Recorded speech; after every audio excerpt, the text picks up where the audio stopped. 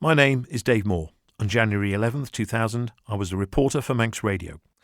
At the time, I covered the Solway Harvester tragedy. You're about to hear from some of those who were involved in the search and recovery operation. I must warn you, some of the following content may be upsetting. My name is John McCready. On 11th of January 2000, I was a member of the Royal National Lifeboat Institute in Douglas, serving on the Sir William Hillary lifeboat. I was sitting having my dinner at 18:30 and my pager was a task request, which means attend a lifeboat station. It was immediate launch. My name is Peter Cowan. On January 11th, 2000, I was crew member on Douglas Lifeboat Sir William Hillary. I was sat in our dining room having tea with my wife, 2 children who were babies. The pagers went off and my wife said to me, "Who the heck is out on a night like tonight?" I said, "It's got to be a false alarm." The week before, Ramsey had a false alarm with an EPIRB going off, and I said, probably something like that. You don't do anything, all you do is grab your car keys, run out, straight out the door. So I can still remember what I had for tea. I had bangers and mash, we just finished, and the children were quite happy, so I just had to say goodbye. Them days there was no mobile phones, no AIS. Made my way down the boathouse quick as I could, turned up. Even then, you still don't know what has happened. It's just another call. As soon as I got out of the house, it was blowing a real gale, 8, maybe even more. Got to the lifeboat station. The coxswain, Robert Corn, at that time, asked me to get my gear on. We all mounted the boat. There was Robert, Bernie Sale, mechanic, Peter Cowan. I realised the gravity of the situation when Robert Corran, who was a coxswain at the time, said to me, "You're navigating. You don't get out of that chair unless I ask you to get out of that chair." And that's the point I knew that was something serious. So we were headed out into the black. From what I can remember, we didn't have an exact location. There was a little bit sketchy. I think Ramsey were out. I think we heard Port St Mary being paged. There was a helicopter in the air. But that particular service call, we hadn't long had a GPS. Before that, we used to work off an old system of Decker, and I'd got my head around the GPS system really well, and I could navigate very well. So Robert had said to me, "Right, you're navigating." So Bernie Sale was the mechanic at the time. Unfortunately, Robert and Bernie have passed away since. John McCready was out with us that night, Phil Penketh, and we set off into the dark. My name is Alan Hiscott. On January the 11th, 2000, I was senior Met Officer at Rollsway. We'd had quite strong southerly winds for several days, which tend to generate quite a big swell up the east side of the island. On that day, we had southerly winds in the afternoons for 6 or 7, but we increased to a full gale in the evening. We launched the boat. As soon as we were round the back of Douglas Head, we realised where we were going. It was 11 mile southeast of Ramsey. A horrendous seas, and we realised it's a trawler that was missing. Around about 6 o'clock, 6:30ish, one of the air traffic staff, Phil Richmond, came down to tell me that being an EPIRB, which is an emergency position indicating radio beacon, had gone off somewhere off Douglas. A few days before, there'd been a false alarm with one going off in the hangar, and he'd been sent to check it wasn't the false alarm, but he was good enough to drop into the Met Office to tell me there was a search and rescue operation going on. I've been out in rougher weather, but it was just violent, just really violent. When we got to the position, we started our searches. 2 of us got out on the main deck with searchlights, and 9 times out of 10 we couldn't see where we were going. We had goggles on, masks down, and waves were coming over the top of us. The Ben McCree was actually about a quarter of a mile away from us, and she was actually disappearing in the troughs. She was on her way to Heysham that night at the time of the call. It's at 20 to 7. And by the time she got out there, she was actually giving us shelter at the same time, looking herself. But the distance between her and I, we couldn't see her because of the swells were that bad. There must have been 20, 30 foot swell. We spoke to other boats in the area. I think the Fleet Auxiliary vessel Bayleaf was in the area. I think he came up to assist. They said the Ben McCree was right alongside us. I looked out the window in the black, couldn't see anything. And we must have been in a whole 20, 25 foot hole of water. Then we popped up on top of a wave and the Ben McCree was just sat there looking at the chart table and working out where we were. Sometimes when you look up, you suddenly realise there's the car ferry right next to us. The Ben searched for a while or two before she disappeared. There was another 2 lifeboats come round helping us. We knew Ramsey were there, we knew Port St Mary were there, but because obviously the foul conditions, we couldn't physically see them. And there was an auxiliary Royal Navy fuel boat from Peel, the west coast of the island. And we searched and searched and searched. My name is Captain Michael Brew, and on January the 11th, 2000, I was Director of Harbours. I was at home. Harbour Control at that time monitoring all that was going on, so they did the normal thing of call out everybody, and everybody was informed very early on what was unfolding. Part of my role was to look after Isle of Man Coast Guard, so they were mobilised and keeping Harbour Control fully briefed as to what was going on. Around about 9 o'clock, 2 helicopters came in to refuel. One was a big yellow Sea King from RAF Valley. The other was an orange Sikorsky, I think, from the Irish Met Service out western near Dublin. It was interesting that the RAF crew came straight up to the Met Office to check the weather, whereas the Irish crew went to the security post, maybe for a cup of tea or maybe just to show their passports. I think the winchman from the RAF helicopter, he said that the sea was the worst conditions he'd actually been in. And he said it was much more comfortable being in the water collecting debris than hovering above in the waves and wind. There's a helicopter right above us. It felt as if he was just on our shoulders, just giving us some light. Got to about 9:30, and I was going off duty. Adrian Cowan came off the night shift. And I was driving home to north of Onken, so I went the coast road and stopped on the loop road where White City used to be, and watched the helicopters searching the light beams going backwards and forwards on the sea. They knew roughly where the boat was, and they were sweeping across looking for signs of life. Eventually, we actually found the life raft. 2 o'clock in the morning, 1 o'clock in the morning, we actually found it. It's actually the helicopter spotted it first and then directed us towards it because it was drifting, but it hadn't actually inflated. The seals had actually opened. We struggled getting it on board the boat. We improvised with a scrambler net because obviously it was full of water. Took 5, 6 of us to get that on board. It had opened but not fully inflated, and then we thought, this is really bad, when we didn't find any persons in the boat. We carried on our search all night, trying to find debris, looking with searchlights all over, parallel, up and downs, box square searches. All the vessels there were really intense searches, searchlights everywhere. Half the time we couldn't see each other's boat because the weather was so severe. And I've been involved with the lifeboat about 27 years now, and I've never been in conditions like that before. And we found other bits of debris, found a life ring, all sorts of little bits of mops and flops and bits that would have floated off the boat. And I think it's at the point where we started to realise that it was serious. We came back into Douglas about 5:30 in the morning. We actually refuelled the boat, took the life raft off, and then a couple of extra crew come on, and myself and next to Peter went back out in the boat again. My wife knew what was going on because Robert's wife, Mary, had been in touch with the people that were out there, obviously, because them days there was no mobile phones, no AIS. She didn't know where people were. So just to let her know I was fine and just, go and give the kids a little cuddle. And then we headed back out to sea. We changed crew. We took Robert's brother, Neil Corran, and he was on the Ben McCree that night. So he'd spent that night on the Ben McCree, then came out with us again. Daylight had arrived. The weather conditions had changed dramatically.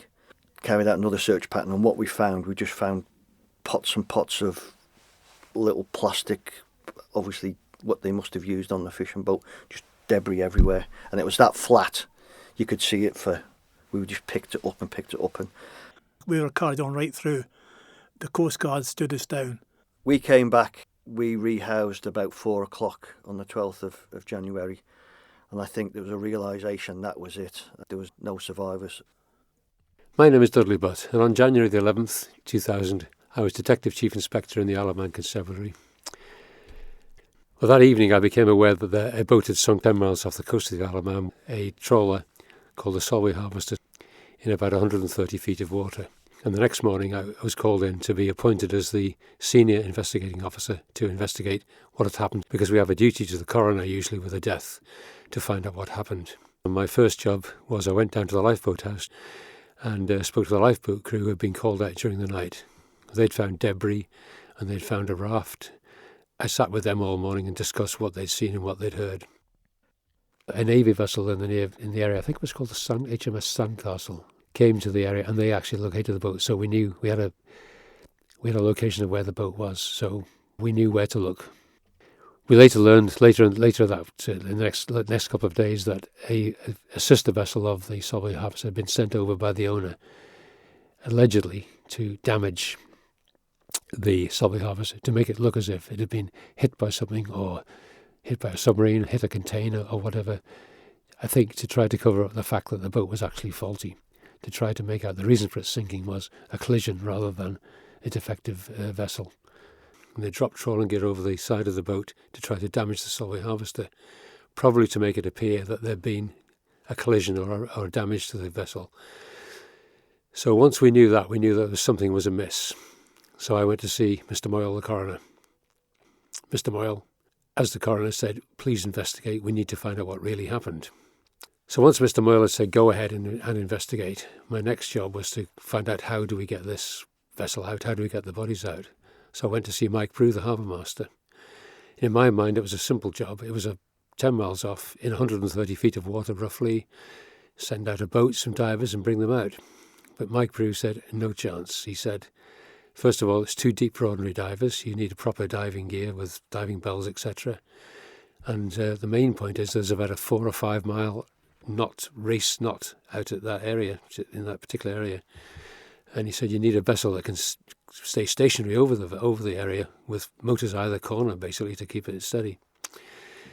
Mike sort of threw a spanner in the works and said it's not easy. So our role in harbours was to facilitate what happened and to try and provide our knowledge and experience to people who, particularly like Dudley Butt, who had limited knowledge, and we tried to help. So I then spoke to John Foster, who was then head of what was the civil defence, then emergency planning. John Foster, a very good man, and he had a genius for organising things. I saw John and I said, what do we do? So he got in touch with various people to find out how we did it. And he came back and said, there are vessels with lifting gear that can do it. It'll cost a lot of money and they can come here and do it. I went back to Mr. Moyle again, and Mr. Moyle said, yeah, we've got to do it because of this allegation of a possible crime. Meantime, we didn't know if the bodies were still on board because of the nature of the way it went down. So we needed to know the bodies were on board to make it a worthwhile exercise. So I was in touch with the Marine Investigation Branch in the UK, who were very helpful to a certain extent, and we're going to send over experts to give us a hand. But it was in our waters and our responsibility.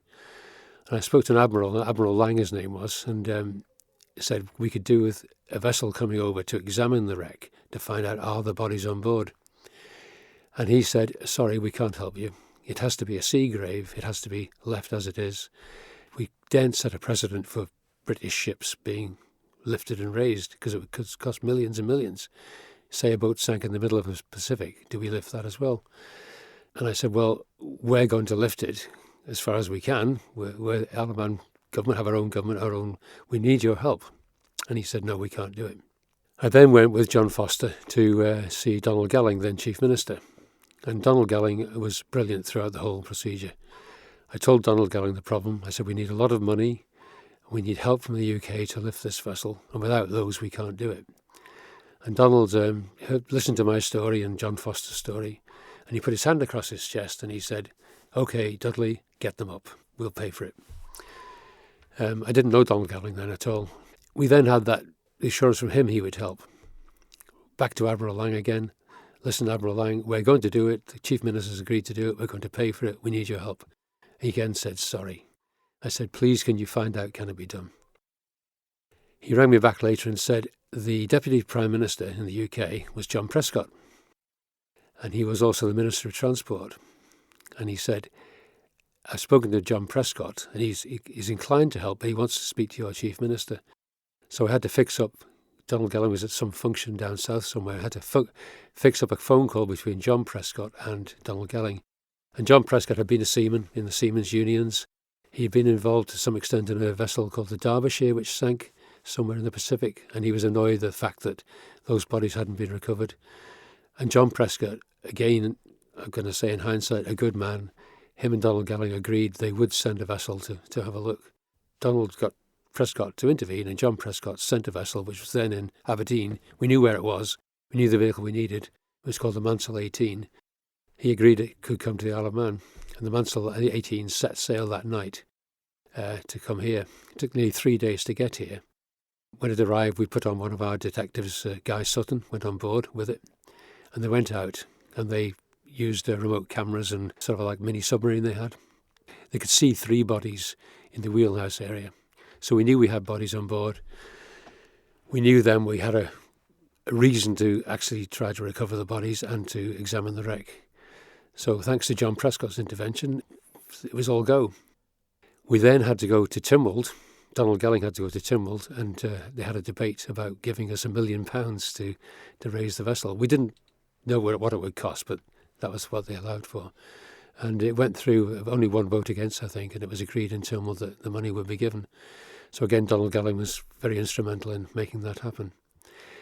The Mansell 18 had found those 3 bodies. We then got in touch with John Foster from the Civil Defence. Got in touch with a firm, and they had a vessel which had a motor at either corner of the boat, a big vessel with big heavy lifting gear.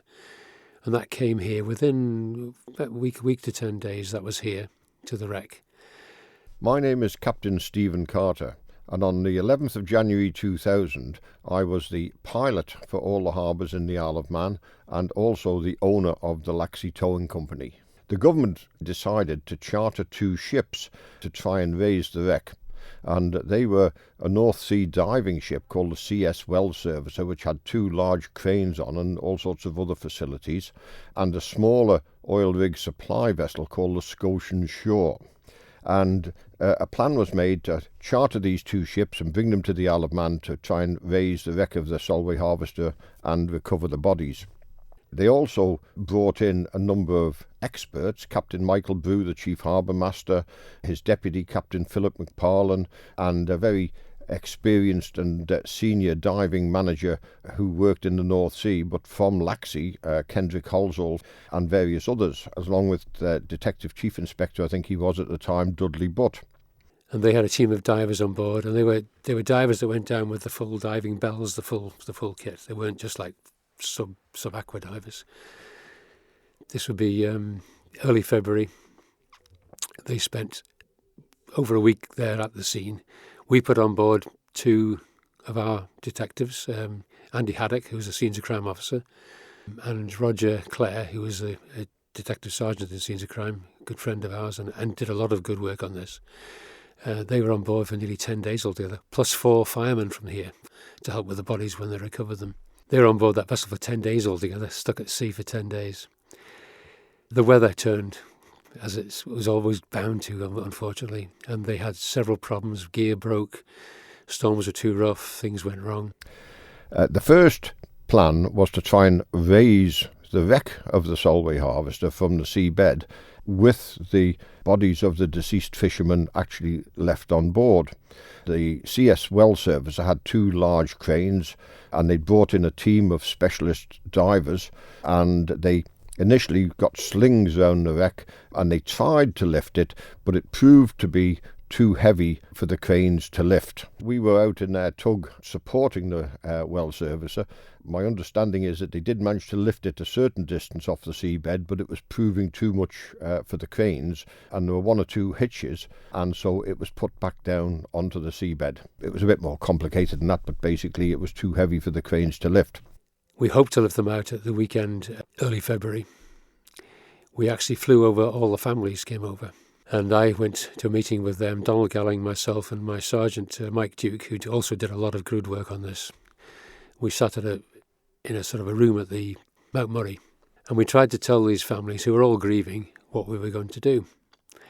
And one of the spokesmen of the families, who was a bit of an angry man, he stood up and said, "We know what happened. We know that one of the British Navy submarines has hit it and damaged it, and it's all down to the British Navy, and you're going to do what the British Navy say. You know, you're going to cover it all up." And he was angry, and they were shouting at us, literally shouting at us, and some were crying. I turned to Donald Galling and said, Mr. Gelling will tell you we're a separate nation. We won't do anything the British want us to do. We'll investigate it properly. And Donald Gelling said, I assure you this will happen. And he said, tell you what, let's go into the bar and adjourn and have a drink and we'll talk about it. And so we went into the bar and Donald said to me, who's going to pay for this? And I said, we'll sort it out later.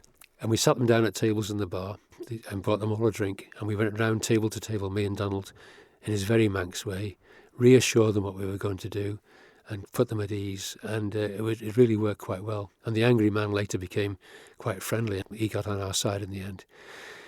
That went reasonably well, but we then couldn't get the bodies out. It was just the weather was too bad. Couldn't get the boat up. Things broke. There's hawsers broken, all sorts of stuff. So I recall going home really late one night as I came into Garwick Bay and thinking, what on earth were we going to do next? And it was a very strange event overall because it was really groundbreaking. And there was a lot going on which nobody was sure was going to work. And the weather was pretty grim at times. That, plus the normal risks of working in the sea with currents and waves, made life very difficult. So there was a lot of talking about what can we do next, how do we do this, how do we do that. The government, once again under Donald Gelling, decided to change tack, if you like, and they realised that actually raising the wreck was going to be more difficult than perhaps they had first envisaged, and therefore they decided to try and recover the bodies. Listening into some of the divers' conversations was incredibly eye-opening. There were things that you could only imagine were actually trying to picture the divers searching inside the vessel. Beggars belief. Really does what they managed to achieve. Eventually, we were coming to a bit of an impasse. And one of the divers from the boat, who I believe was a very religious man from the Orkneys, I've never met him, I don't even know his name, he said to the crew, I would like to go down and I'll get them out, get the bodies out. Couldn't raise the boat, but he said, I'll get the bodies out. Big discussion. We had a control room of at home affairs. We're all sitting there. Big decision had to be made. This is risky, a man on his own going down to get the bodies out. Do we allow it? And we eventually agreed, yes, let him do it. And he went down to get the bodies. We already knew there were 3 in the upper decks, which we'd seen, and they'd been sort of tied safe and secured. There's a video of this, and I've seen the video. And the diver goes down, and he goes down into this crew quarters at the very bottom. When he goes in, you can see three lads there. One is wearing a Celtic shirt. You can see the Celtic shirt. He goes in, it's quite clear. And as he moves around, it gets a bit muddy, so the picture fades. But he found three people. So there was still one missing, because there were 7 on board. We get a message back. He's found 6 altogether, and there's still one missing. And that was our worst nightmare, really. And he said, the message came back, I'm going to search the engine area now, the engine rooms, and I'll come back again. And he searched the rest of the boat, still no sign. He goes back into the crew quarters again where these 3 are to have another look, and doesn't find anything else. And as he comes out, you can see on the video, he climbs a little metal ladder to get out of that crew quarters, and you see a hand flop out from behind the ladder.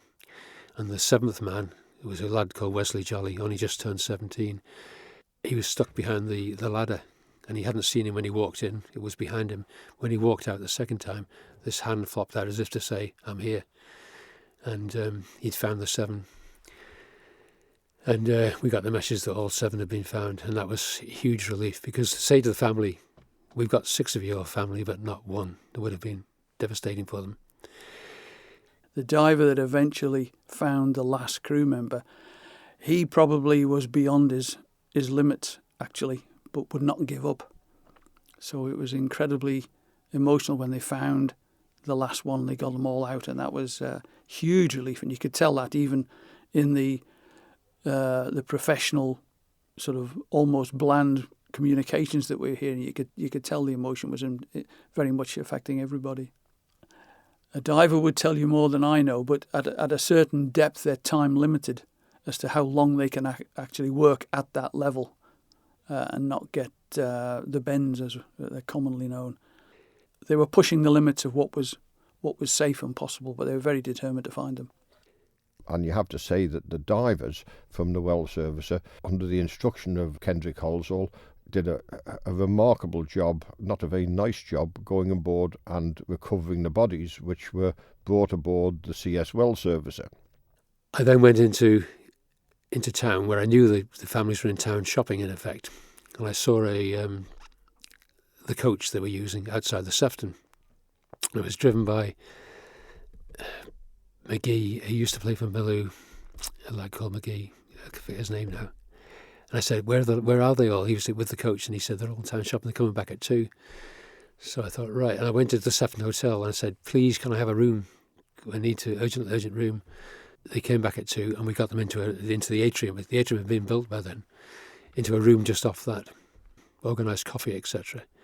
And there was myself, Mike Duke, my sergeant, Alan Bell, who was then in charge of Home Affairs, he was the Minister of Home Affairs, and Will Greenhow, who was the accountant or the treasurer, later Chief Secretary.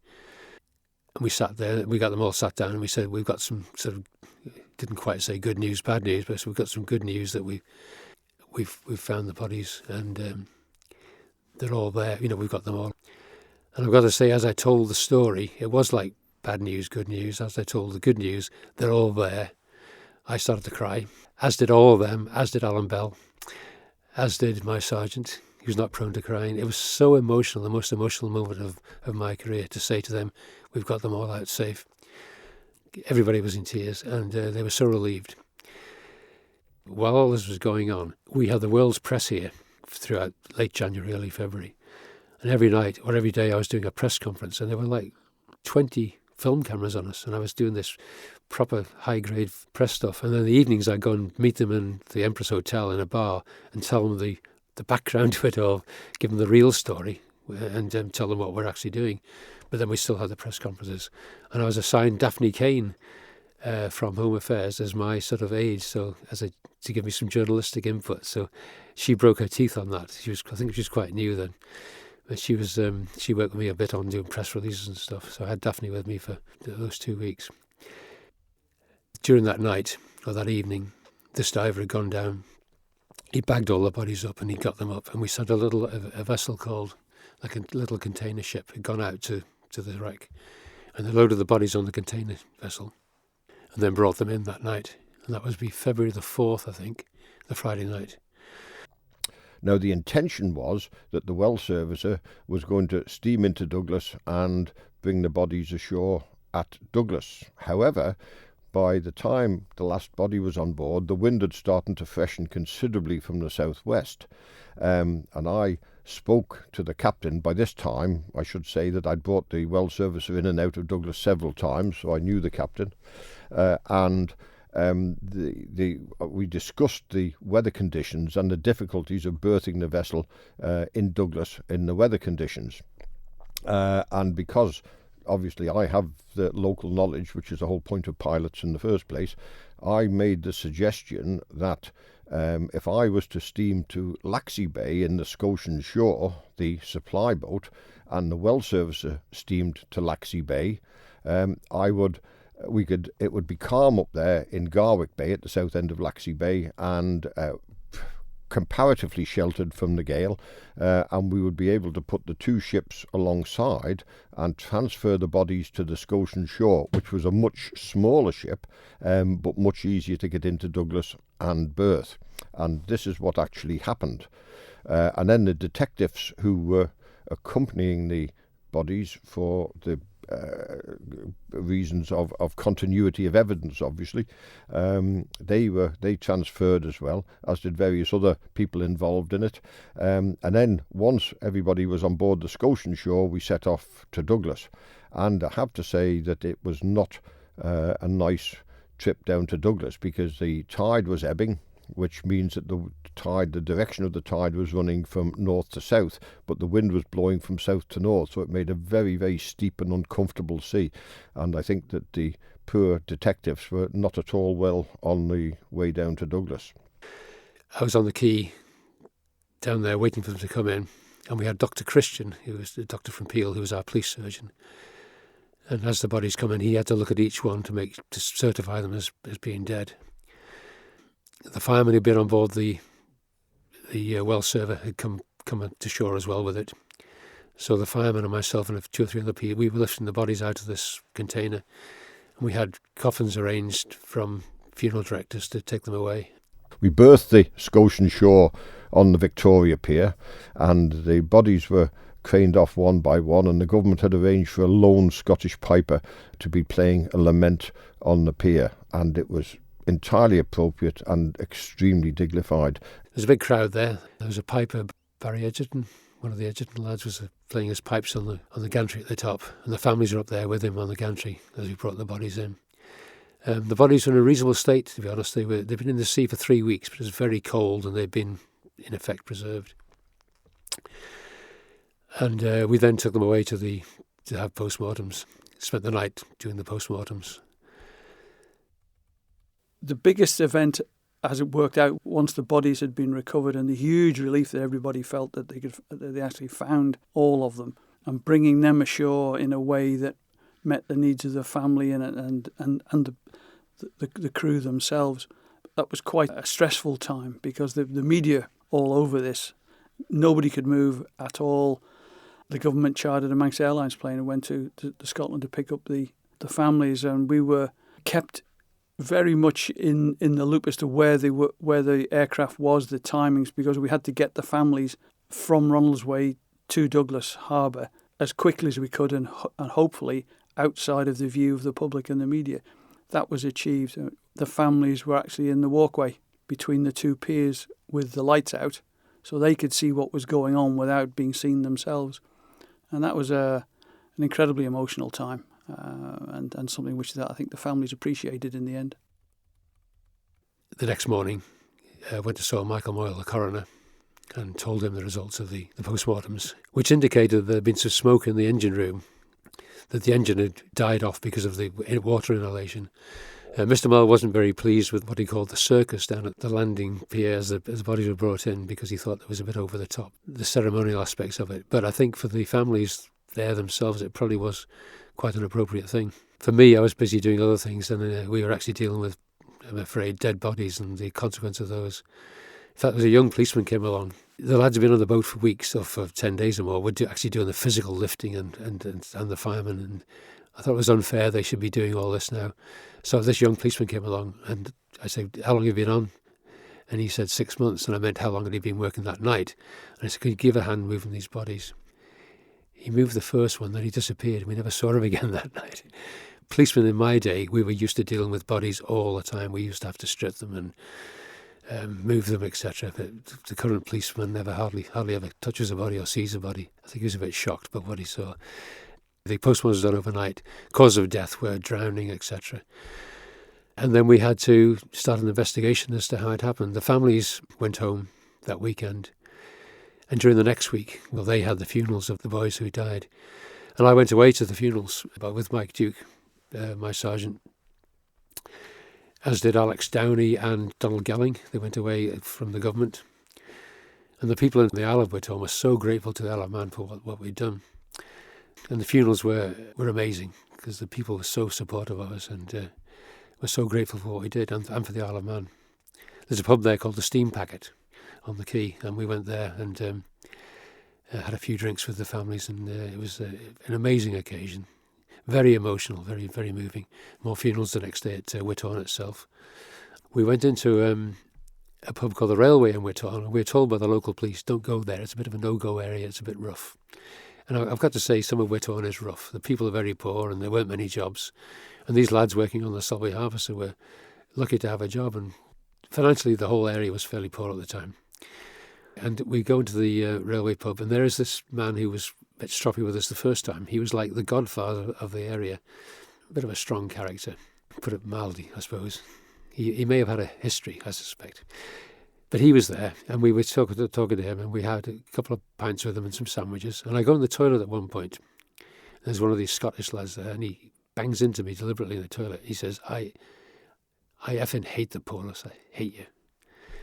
And he's pushing me, and he says, but thanks for getting the boys up. So the next thing is, we're in there talking away, and there's a bit of an atmosphere, not too bad. And I said to my colleague, I think we better go now. And then just as that happened, the door bursts open, and a young blonde lad shoots through the door, falls on the ground. His wrist is cut open and he's squirting blood in the air. His artery's gone in his wrist. Mike and I move into first aid mode, and Mike gets a beer towel and he tries to stem the blood. And I'm asking this lad, what's happened? What's happened to you? Because I'm asking questions, the crowd get a bit angry with us. Leave him alone. And so we stem the wounds and we decide to leave. We had to go back to the Isle of Wight for some funeral ceremony down the Isle of Wight, which is about 5 miles away.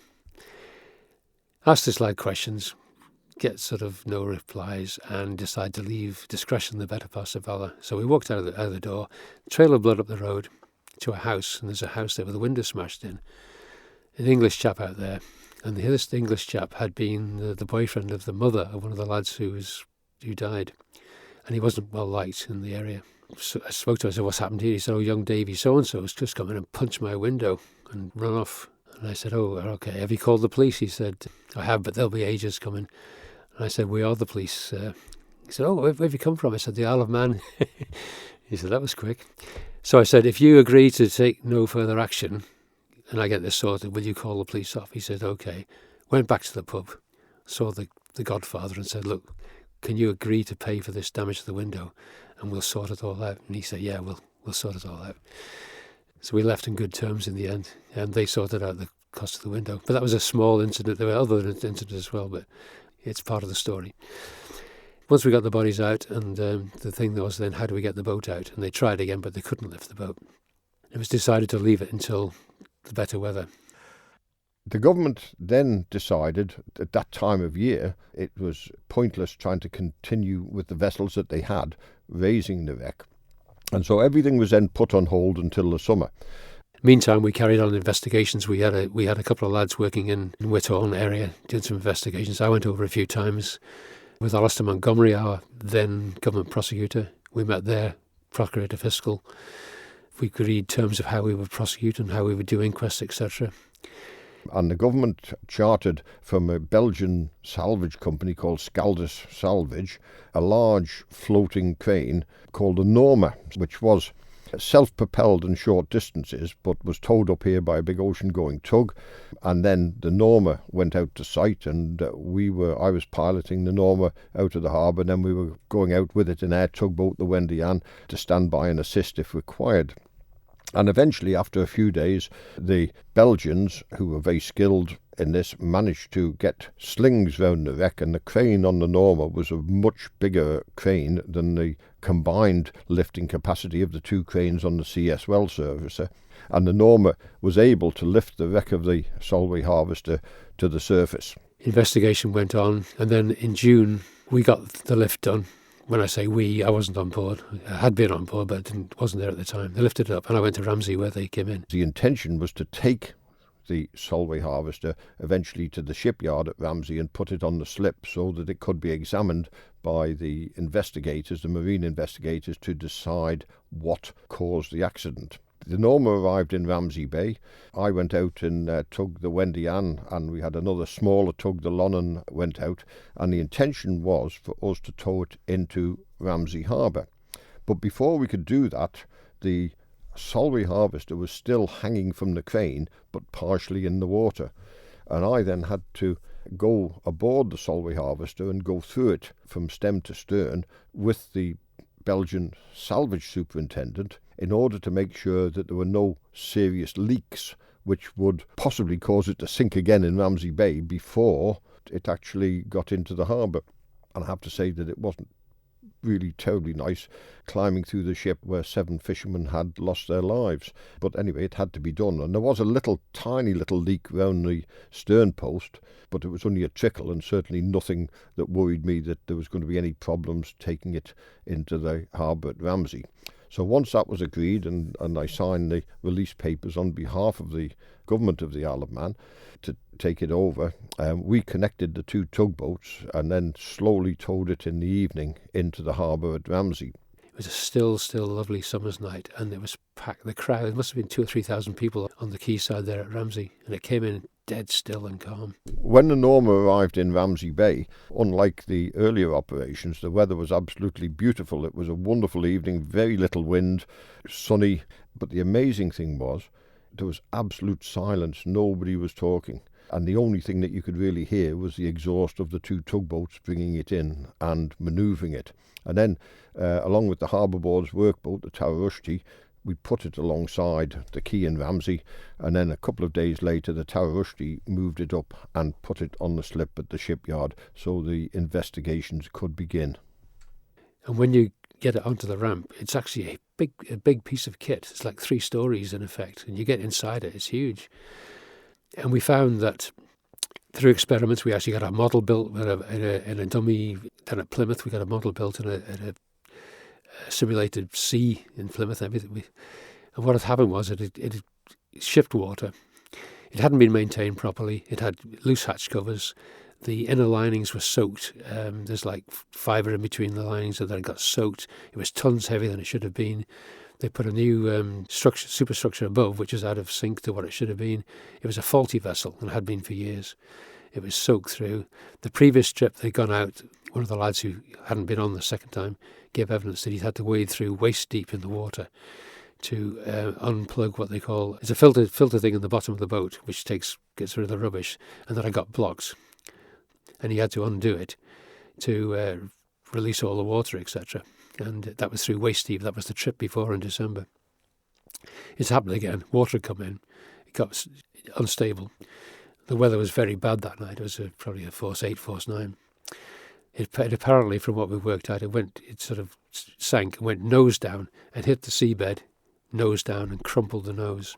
We were able to find that within the crumple of the nose, we found nuts and bolts and bits of loose debris, etc., which meant the allegation was it had been hit by a submarine or something or a container or something. Had it been hit while it was floating upright, that stuff wouldn't have been found in the crumple zones. When it had gone down, stuff had shifted forward into the very front or the prow, and that had been crumpled, and in that was some of the debris, so we could prove that it had actually gone nose down, and then the damage had been done hitting the seabed, not by anything hitting it, which had been the allegation, that it had been a submarine or a container or some other vessel. So we were able to prove that that's how it sank, and we were able to prove that the vessel hadn't been maintained. Well, the Solway Harvester lay at Ramsey shipyard for some months until all the investigations were completed. And then Captain Michael Brew asked me if we could tow it down to Douglas, because it was a little bit in the way, to be honest. There's limited space up there, and there was a place in Douglas which wouldn't impinge on other shipping movements in the harbours around the Isle of Man. And so we then connected it up and towed it out of Ramsey, and we towed it down to Douglas Harbour. The government kept Laxey Towing Company paid on a retainer to look after it, to check the moorings and occasionally pump it out because the rainwater would get down below, and generally look after it. On 2 occasions we had to move it to the King Edward Pier so that the Deemster and the advocates and the jury in the court cases could go aboard and go down below, so that people who didn't understand boats and ships, the various parts of it could be actually explained to them, and I was down below there explaining what the various parts of the ship were that were mentioned in the reports and everything. And eventually, when all that had finished, it was deemed that it was no longer necessary to keep the vessel as evidence for a court case. All the parties agreed that the vessel could be disposed of, and it was getting in a fairly parlous state. It had actually sunk on its moorings because it had been there so long that the steel had worn away on the bottom and put a hole in it. That was not a major problem. And eventually the government went out to tenders, and the Laxey Towing Company was successful in tendering for dismantling the ship, and we moved it over to the other side of the harbour again, and then it took us about 6 weeks to cut it up. But one of the conditions of the tender was that nothing was allowed to be saved. They didn't want any souvenir hunters wanting a part of the vessel, so the condition of it was that everything had to be properly disposed of, and that was exactly the case. And so, in fact, in February 2014, we completed the demolition, which was just over 14 years after the vessel sank. The Solway Harvester was a steel vessel.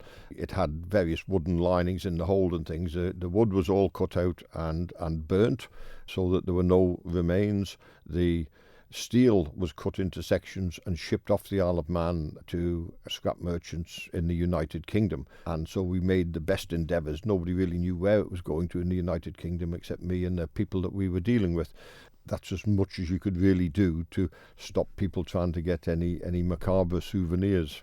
In the end, we had a trial of, and I'd just about retired by then, we had a jury trial in Douglas. We had an English teamster, we had an English prosecutor and English defence barristers as well. And we had a trial for manslaughter of the owner, Richard Gidney. The trial went well, up to a certain point, and I know one of the jurors who told me they were ready to convict. But about 2/3 of the way through the trial, they discovered that they were prosecuting using the English standards of manslaughter rather than the Manx version of manslaughter. And the Jeemster had to ask the jury to return a plea of not guilty. In England, they have a corporate manslaughter charge. In the Isle of Man, we don't. And they prosecuted to the standard of the English one, but it didn't fit the Manx version of manslaughter. So, later the AG, Attorney General John Call, issued a statement to Tynwald about why it had been abandoned. I think that's on record somewhere. So it was just a technicality, really. Then Mr. Moyle, as coroner, tried to get an inquest going with Mr. Gidney to come to give evidence. And he had eventually refused to give evidence, and he wouldn't attend. In the end, he escaped any retribution. We understand that on the day after the accident happened, he paid every member of the family of those who died £7,500. And we can't say what conditions they were on giving them that money, but he paid them that money the day after, which is one of the reasons which triggered our suspicions, plus that with the damage being done. The other skipper who tried to damage the boat was also prosecuted for that damage, but that wasn't revealed to the jury in the trial here.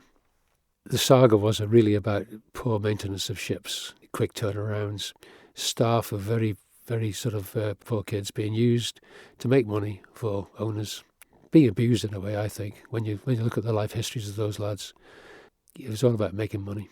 And most of these disasters are about money in the end.